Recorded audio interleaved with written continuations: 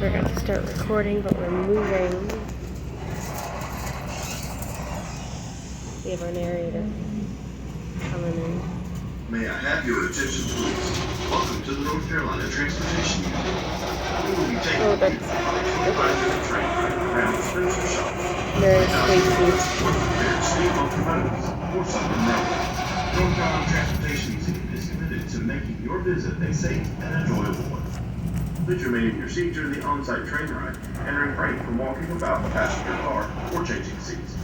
Please keep your hands, heads, and children inside the windows at all times. Restrooms are Inside the not closed available on windows that cannot the train. open. Please wait for the conductor or your car host to direct you to the vestibule for exiting the train.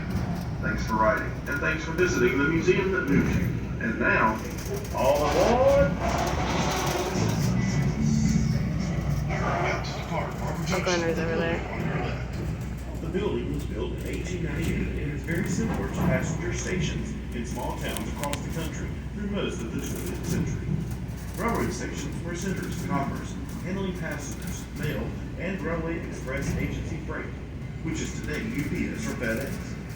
Our train today is similar to those of the 1950s. Right before the train moves, you'll hear the engineer blow the horn. Two long blasts like this mean the train will move forward, and three short blasts like this mean the train will back up.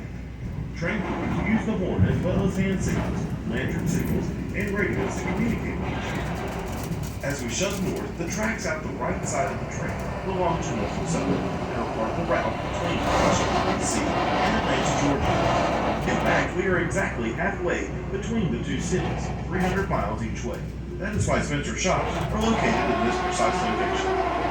Amtrak trains also run on these tracks and include the Piedmont, the Carolinian, and the Crescent, which run as far north as New York City and as far south as New Orleans.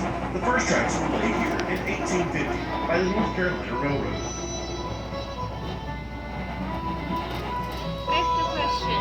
Which way is left and which way is right? Probably left and right. Left and right. Because that's the direction the train's going. They said on your right. So then if you're looking in that direction, left and right.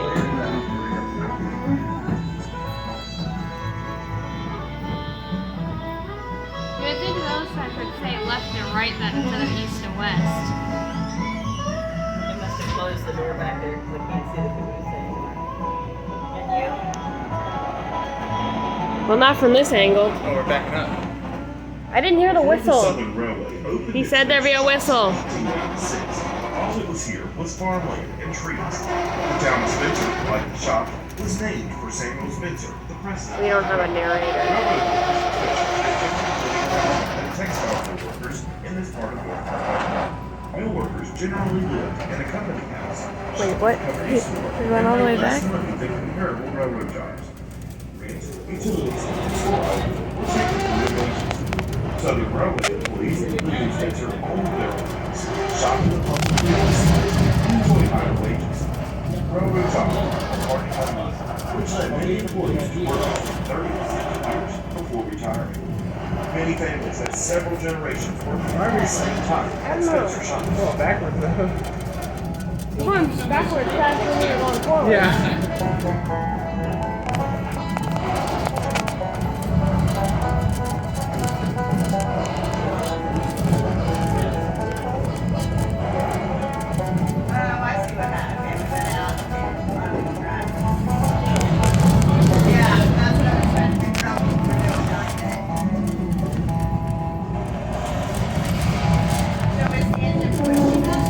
Does that brother say be careful? It does.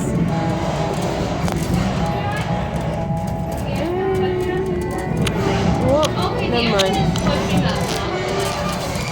Oh! That's why we're going fast. So we're going forward? They're going forward. Yeah. We're not. You are. Yeah.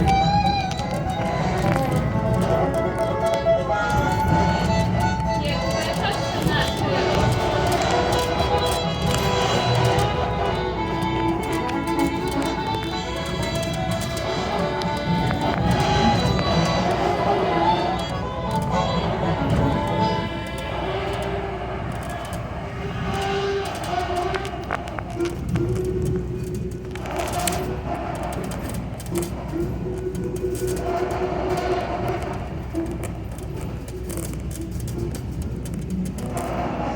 Third.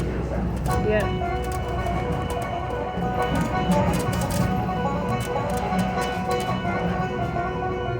Be careful. Please sign on it.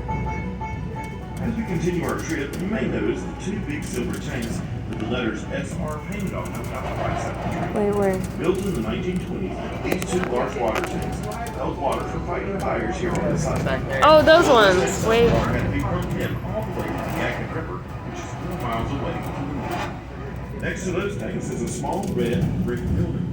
Don't let its size fool you, because it was one of the most important buildings here at Hunter Shops. It's called the Transformer House, built in 1914. That building housed the controls for all the electric power distribution through the shop, as well as through the town of Spencer. In 1990, this structure was restored, and today it is one of our restaurants.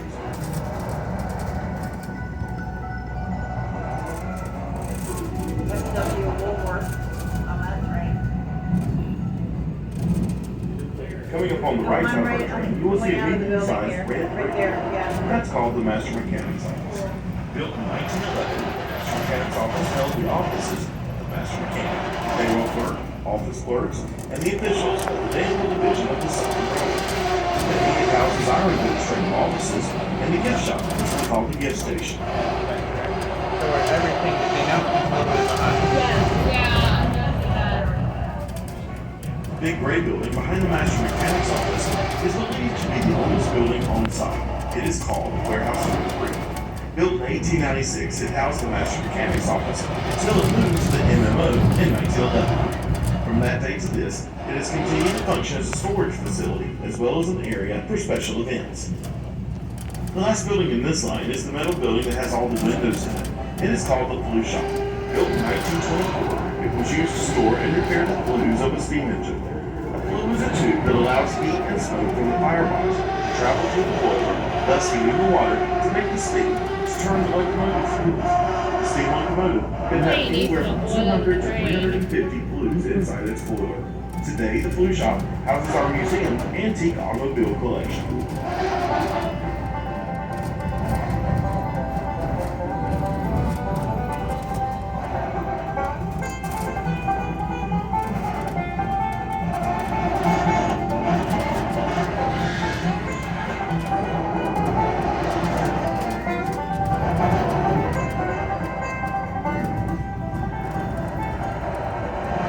The next building we come to is a smaller red brick building, which will be directly on the right side of our town.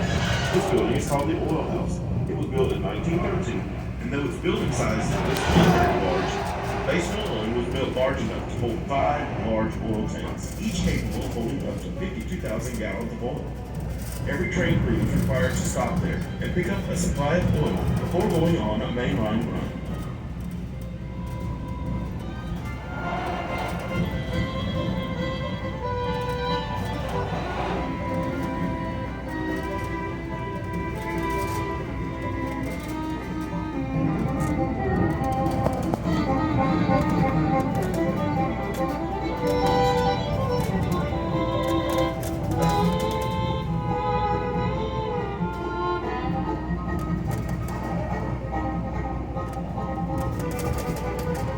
As we pass our fence line, we are now off the museum property and are now passing through the Spencer Freight Yard, used by Norfolk Southern. There were once many more tracks here, including a 15-track classification yard and smaller yards for stock pens and less than carload freight. By law, animals transported by rail had to be removed from the cars to feed them water and exercise every 24 hours. This was done in stock pens, both covered and open, that were located in this area of the site. At one time, a law in Spencer did not allow freight to run on Sundays unless livestock was being carried. I don't even know if you guys When can the hear railroad this needed to operate properly. on Sundays and no livestock Hope was the view's available, pretty. they turned to their pet mule, named Lon.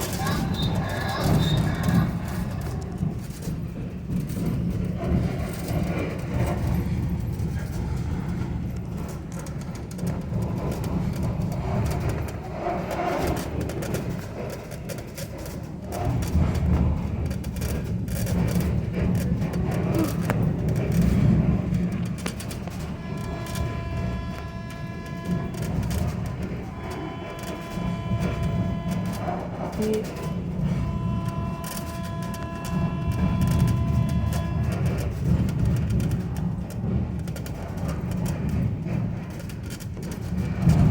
they turned the air conditioning off. What little there was in here.